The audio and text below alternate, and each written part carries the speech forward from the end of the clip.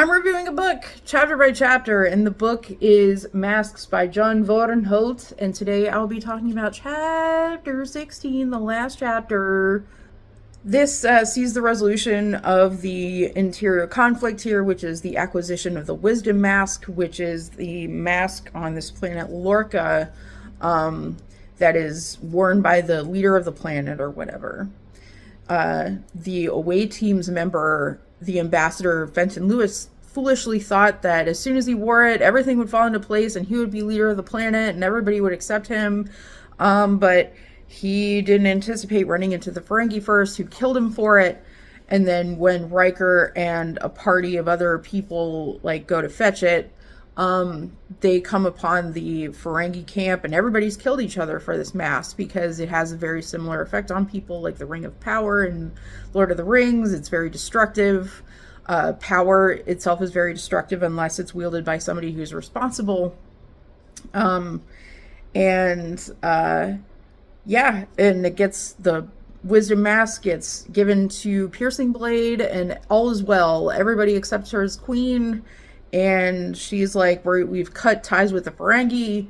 We're not at war with each other anymore. I've, stopped recruiting for an army.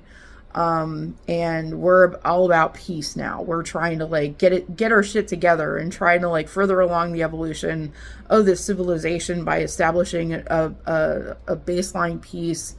And the Piercing Blade commissions masks to be worn by Federation members. They have a special mask just for them.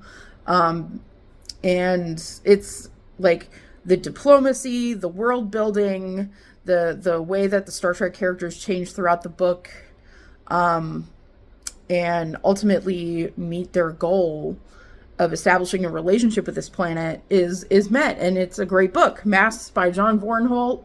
It's a really, really good episode of a away team episode of Star Trek. Highly recommend it. Definitely check it out if you have it or have seen it. It's a really good book.